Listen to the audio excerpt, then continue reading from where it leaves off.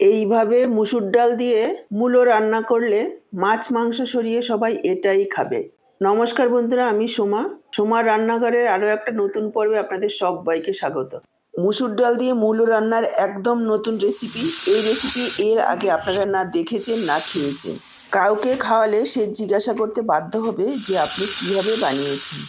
এইভাবে রান্না করলে মূলো একটু গন্ধ লাগবে না। অনেকের কাছে এই মূলো গন্ধ লাগে। আজকের ভিডিওতে পেয়ে যাবেন কিভাবে রান্না করলে একটু গন্ধ লাগবে না। আর যারা মূলো দেখলে নাক সিটকোয়, একবার যদি খায় বারবার খেতে চাইবে। বিশেষ করে বাচ্চারা এই সমস্ত সবজি তো খেতেই চায় না, না বলে একবার খাইয়ে দিলে বারবার খেতে চাইবে। তো চলুন আর দেরি না করে রেসিপিটা দেখে নেওয়া যাক। আজকে দুর্দান্ত স্বাদের এই মুসুর ডাল দিয়ে মূলো রান্নার রেসিপিটা করার জন্য আমি এখানে 50 গ্রাম পরিমাণ মুসুর ডাল নিয়ে নিয়েছি। ডালটাকে দেখুন 2-3 বার জল পাল্টে পাল্টে ধুয়ে নিয়েছি, তারপর এইভাবে ভিজিয়ে রেখেছি। খুব বেশি সময় ভেজানোর প্রয়োজন নেই।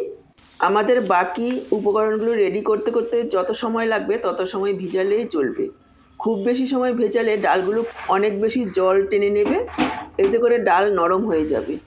15 থেকে 20 মিনিট ভিজিয়ে রাখলেই চলবে। ডালটা ভিজিয়ে রেখেছি আর এদিকে নিয়েছি 2টো মূলো, শাক শুদ্ধ। আমি আজকে শাকটাও ব্যবহার করব আর মূলোও ব্যবহার করব। এবার এত সবজি থাকতে আমরা মূলো কেন খাবো? মূলোর প্রচুর উপকারিতা, যেটা জানলে আপনারা অবাক হয়ে যাবেন। ভালো দামি দামি সবজিতেও এত উপকারিতা নেই যতটা মূলোতে রয়েছে। সিজনে সমস্ত সবজি আমাদের খাওয়া উচিত, তবে মূলো খেতে অনেকেই পছন্দ করে না। আজকের রেসিপিটা দেখে আমার কথা বিশ্বাস করে একবার যদি খান বারবার খাবেন। এখানে আমি একটা মূলো ব্যবহার করছি। মূলো শাক এর পরিমাণ আপনারা নিজেদের প্রয়োজন অনুসারে কম বেশি করে নেবেন। মূলোটাকে উপরের খোসাটাকে দেখুন ছাড়িয়ে নিয়েছি। এবার মূলোটাকে এইভাবে গ্রেট করে নিচ্ছি। এটা আপনারা যে কোনো গ্রেটার দিয়েই গ্রেট করে নিতে পারবেন। মূলোর উপকারিতা সম্বন্ধে জানলে আপনারা অবশ্যই খাবারে অন্তর্ভুক্ত করবেন এই মূলো। জেনে নিন তাহলে কতটা উপকারী এই সবজি। মূলো আমাদের অন্ত্রগুলি সুস্থ রাখতে সহায়তা করে। মূলোতে রয়েছে প্রচুর পরিমাণে ফাইবার, যা কোষ্ঠকাঠিন্য রোগীদের জন্য একটি ওষুধের মতো কাজ করে। মূলা খিদে বাড়ায়, পেট সংক্রান্ত কোনো রোগ হলে তা নিয়ন্ত্রণে রাখতে সাহায্য করে। যাদের হাই ব্লাড প্রেশার রয়েছে তাদের জন্য মূলা খুবই উপকারী। এছাড়াও এতে রয়েছে পর্যাপ্ত পরিমাণে পটাশিয়াম, যা আমাদের দেহে সোডিয়াম পটাশিয়ামের অনুপাতের ভারসাম্য বজায় রাখে, যা রক্তচাপ বজায় রাখে। জন্ডিসের রোগীদের জন্য খুবই উপকারী এই মূলা। ডায়াবেটিসের রোগীদের জন্য খুব উপকারী, রক্তে ইনসুলিন নিয়ন্ত্রণ করে। শীতকালে প্রতিদিন মূলো খেলে সর্দি কাশির সমস্যা এড়ানো যায়। মূলো খেলে হৃদরোগের ঝুঁকিও কমে। মূলো পাচনতন্ত্রকে শক্তিশালী করে এবং হজমের উন্নতির জন্য উপকারী। তাই অবশ্যই এই শীতে সপ্তাহে প্রায় 2-1 দিন মূলো অবশ্যই খান আর সুস্থ থাকুন। এবার দেখুন মূলোটাকে গ্রেট করে নিয়ে আমি শাকগুলোকে নিয়েছি। শাকের যে ডাঁটাগুলো রয়েছে সেই ডাঁটাগুলো শক্ত হয়, সেজন্য ডাঁটাগুলোকে বাদ দিয়ে আর হলুদ পাতাগুলোকে বাদ দিয়ে দেবো, যেগুলো একটু বুড়ো হয়ে গেছে। কচি পাতাগুলোকে আমি এইভাবে নিয়ে নিচ্ছি। এবার 2-3 বার জল পাল্টে পাল্টে ধুয়ে নেব, যাতে কোনো রকম ধুলোবালি না থাকে। এবার দেখুন শাকগুলোকে ভালোভাবে ধুয়ে নিয়ে এসেছি। একটু জল ঝরিয়ে ঝিরিঝিরি করে কেটে নেব। দর্শক বন্ধুরা, আজকের পুরো ভিডিওটা দেখে কেমন লাগলো কমেন্ট বক্সে জানাতে ভুলবেন না। ভালো লাগলে অবশ্যই একটা লাইক করে শেয়ার করে দেবেন। আমার থেকে এইরকমই নতুন রেসিপির আপডেট পাওয়ার জন্য চ্যানেলটাকে সাবস্ক্রাইব করে সাথেই থাকবেন। বেল বাটনটা অল করে দিলে আমার দেওয়া যে কোনো রেসিপির আপডেট সবার আগে আপনাদের কাছে পৌঁছে যাবে।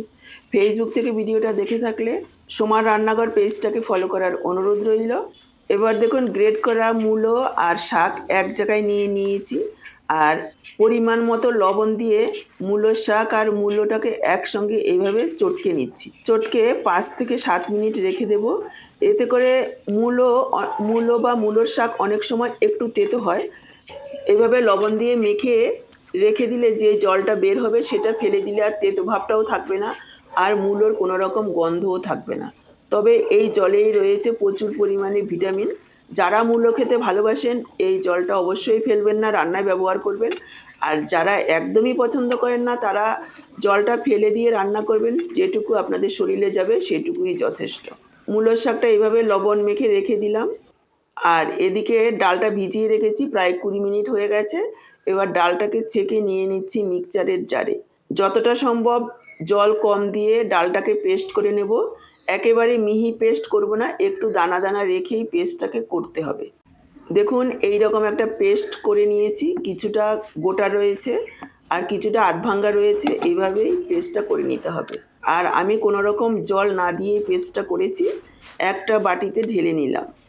এবার একটা হামুলদিস্তায় নিয়ে নিচ্ছি 4-5 কোয়া রসুন, নিয়ে নিচ্ছি 2টো কাঁচা লঙ্কা, এইভাবে টুকরো করে দিয়েছি যাতে থেতো করতে সুবিধা হয়। দিয়েছি 1 ইঞ্চি আদা আর কিছুটা ধনেপাতার ডাঁট। এবার এইভাবে একটু থেতো করে নেব। আপনারা চাইলে মিক্সচারেও ঘুরিয়ে নিতে পারেন, তবে এইভাবে থেতো করে নিলে এর স্বাদটা কিন্তু আলাদা হয়। দেখুন এইভাবে থেতো করে নিয়েছি। এবার যে মুসুরির ডালটা পেস্ট করে রেখেছিলাম তার মধ্যে এই মূলো শাকগুলো এইভাবে চিপড়ে দিয়ে দেব। যতটা সম্ভব জলটা বের করে তারপর দেবেন। বেশিরভাগ মূলো আর মূলোর শাকটাই চিপে আমি ডালের মধ্যে নিয়ে নিয়েছি, আর অল্প পরিমাণে একটু শাক রেখে দিয়েছি, এটা আমি রান্নায় পরে ব্যবহার করব। তারপর দেখুন এইভাবে একটু ছড়িয়ে নিলাম। এবার এর মধ্যে দিয়ে দিচ্ছি পেঁয়াজ কুচি, ছোট সাইজের একটা পেঁয়াজ দিয়েছি, 2 চা চামচ পরিমাণ হবে। সাথে দিয়ে দিচ্ছি 1 চা চামচ আদা রসুন যে থেতো করে রেখেছিলাম সেখান থেকে। দিয়ে দিচ্ছি অল্প একটু হলুদ গুঁড়ো, একটু ধনের গুঁড়ো, একটু জিরের গুঁড়ো। কালারটাকে সুন্দর করার জন্য একটু কাশ্মীরি লাল লঙ্কার গুঁড়ো দিয়েছি। ঝালটা আপনারা নিজেদের পরিমাণ বুঝে দেবেন। কাশ্মীরি লাল লঙ্কার গুঁড়ো ঝাল হবে না, কালারটা সুন্দর আসবে। দিয়ে দিলাম সামান্য একটু গরম মশলার গুঁড়ো, সামান্য কয়েক দানা চিনি দিয়ে দিয়েছি। যদি আপনারা চিনিটা অপছন্দ করেন স্কিপ করবেন। আর দিয়ে দিচ্ছি পরিমাণ মতো লবণ। মনে রাখতে হবে মূলোর শাকের মধ্যে আমরা কিন্তু লবণ মেখে রেখেছি। এবার সব কিছু একসঙ্গে খুব ভালোভাবে মেখে নেব। এখানে একটা ছোট্ট টিপস হচ্ছে, যদি কোনো রকম নরম হয়ে যায় তাহলে 1 চা চামচ বেসন দিয়ে অ্যাডজাস্ট করে নেবেন। ডালটা খুব বেশি সময় ভেজাবেন না, তাহলে নরম হবে। অল্প সময় ভেজালে এভাবে শুকনো হবে। দেখুন আমি ভালোভাবে মেখে নিয়েছি। এই যে বাইন্ডিংটা এরকম হবে, একেবারে গোল গোল করে বানিয়ে নিয়েছি। আর এদিকে গ্যাস অন করে কড়াই বসিয়ে দিয়ে দিলাম সাদা তেল। তেলের পরিমাণটা এখন একটু বেশি দিতে হবে, যেহেতু বড়াগুলো ভাজবো। অল্প তেলে ভাজলে ভেতর পর্যন্ত ভালোভাবে তেল ঢুকবে না আর ভালো ভাজাও হবে না ভেতরে। আপনারা চাইলে আরও অল্প তেলেও ভাজতে পারেন। তেলের পরিমাণটা আপনারা নিজেদের ইচ্ছে মতো কম বেশি করে নেবেন। এই মূলোর বড়াগুলো দেওয়ার পর 1 থেকে 1.5 মিনিট অপেক্ষা করব মিডিয়াম লো ফ্লেমে। যখন এইভাবে কড়াইয়ের থেকে ছেড়ে যাবে বা 1 পিঠ হালকা লালচে হয়ে ভাজা হয়ে যাবে, তারপর এইভাবে উল্টে দেব। উল্টে দিয়ে আরও 1-1.5 মিনিট ভেজে নেব। তারপর এইভাবে নাড়াচাড়া করে আরও 2 মিনিট মতো ভেজে নেব, যাতে চারিদিকে ভেতর পর্যন্ত খুব ভালোভাবে ভাজা হয়। আপনারা চাইলে এটা ভাজাও খেতে পারেন শুধু মুখে, সন্ধেবেলা চায়ের সঙ্গেও খাওয়া যাবে, আবার ঝোলও তৈরি করতে পারবেন। ভেজে তুলে নিয়েছি, আমি সবগুলো একসঙ্গেই ভেজেছি। এবার বাকি যে তেলটা রয়েছে, এতটা তেলের আমাদের প্রয়োজন নেই, ভাজার সময় একটু বেশি তেল দিতে হবে। বাকি তেলটা আমি তুলে নিলাম।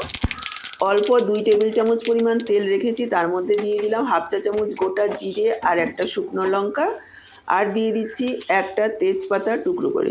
ফোড়নটাকে কয়েক সেকেন্ড ভেজে নেব, তবে ভেজে একেবারেই কালো করব না। তারপর এখানে যোগ করে দিচ্ছি পেঁয়াজ কুচি। এখানে একটা মিডিয়াম সাইজের পেঁয়াজ রয়েছে। পেঁয়াজটাকে হালকা লালচে করে ভেজে নেব, খুব বেশি কড়া করে ভাজার প্রয়োজন নেই। দেখুন এইরকম একটু হালকা লালচে করে ভেজে নিয়েছি। তারপর যোগ করে দিলাম যে আদা কাঁচা লঙ্কা রসুনের যে পেস্টটা ছিল সেটা, একটু কাঁচা গন্ধ যাওয়া পর্যন্ত ভেজে নেব। দেখুন 1 মিনিট মতো প্রায় লো ফ্লেমে ভেজে নিয়েছি। এবার আমি যোগ করে দিচ্ছি একটা টমেটো, ছোট সাইজের, এইভাবে একটু গ্রেট করে দিয়েছি। আপনারা চাইলে কুচি করে কেটেও দিতে পারেন। টমেটোটাকেও একটু নাড়াচাড়া করে নেব। তারপর এখানে যোগ করে দিচ্ছি কিছু গুঁড়ো মশলা, সামান্য একটু হলুদ গুঁড়ো, একটু ধনের গুঁড়ো, একটু জিরের গুঁড়ো, একটু লাল লঙ্কার গুঁড়ো আর একটু কাশ্মীরি লাল লঙ্কার গুঁড়ো, কালারটাকে সুন্দর করার জন্য। আর যে গ্রেট করা মূলো আর মূলোর সাথে জল শুদ্ধ রেখেছিলাম সেটা এর মধ্যে দিয়ে দিলাম, আলাদা করে আর জল দিলাম না। এবার মশলার সাথে ভালোভাবে কষিয়ে নেব। প্রায় 3-4 মিনিট সময় নিয়ে মিডিয়াম লো ফ্লেমে ঢাকা দিয়ে কষাতে হবে, তাহলে খুব ভালোভাবে কষানো হবে। নাড়াচাড়া করে নিয়ে মিশিয়ে নিয়ে ঢাকা দিয়ে দিলাম। মশলাটা কষানো হতে হতে এদিকে দেখুন একটা বড়া ভেঙে দেখিয়ে দিচ্ছি। উপরটা একেবারে খাস্তা মুচমুচে আর ভেতরটা নরম, খেতে অসাধারণ টেস্ট। গরম গরম দেখে বুঝতে পারছেন কিছুটা ডাল ভাঙা ভাঙা রয়েছে উপরে। যাদের ঘরে বাচ্চা কাচ্চা রয়েছে তারা 2-4টে নিয়ে খেয়েই ফেলবে, এতটাই টেস্টি হয়। এদিকে মশলাটা প্রায় 3-4 মিনিট সময় নিয়ে কষিয়ে নিয়েছি। দেখেই বুঝতে পারছেন মশলা খুব সুন্দরভাবে তেল ছেড়ে দিয়েছে।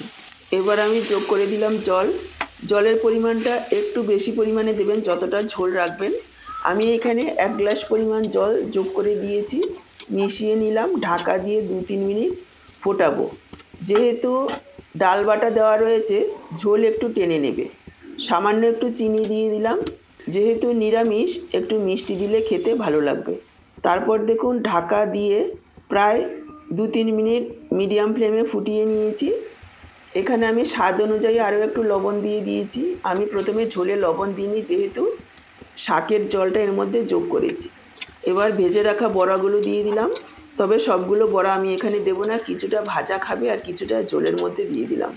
আরও একবার মিশিয়ে নিলাম। খুব বেশি সময় রান্না করার প্রয়োজন নেই, যেহেতু বড়াগুলো খুব ভালোভাবে ভাজা আছে। ঢাকা দিয়ে জাস্ট 2 মিনিট ফোটাবো। দেখুন ঢাকা দিয়ে 2 মিনিট রান্না করে নিয়েছি। এবার একটু ধনেপাতা দিয়ে দেবো, মিশিয়ে নেব আর গ্যাসটাকে অফ করে ঢেকে রেখে দেবো 5 মিনিট, তাতে ধনেপাতার গন্ধটা খুব ভালোভাবে মিশে যায়। 5 মিনিট পর দেখুন সার্ভ করে দিচ্ছি। এটা আপনারা গরম ভাত, রুটি, চা দিয়ে খাবেন না কেন ভীষণ ভালো লাগবে। তাহলে আজকের পুরো ভিডিওটা দেখে কেমন লাগলো কমেন্ট বক্সে জানাতে ভুলবেন না। আজকে এই পর্যন্ত, আবার চলে আসবো এইরকমই নতুন কোনো রেসিপির সাথে। সবাই ভালো থাকুন, সুস্থ থাকুন। আপনাদের সবার সুস্থতা কামনা করে এখানেই শেষ করছি। সবাইকে অসংখ্য ধন্যবাদ।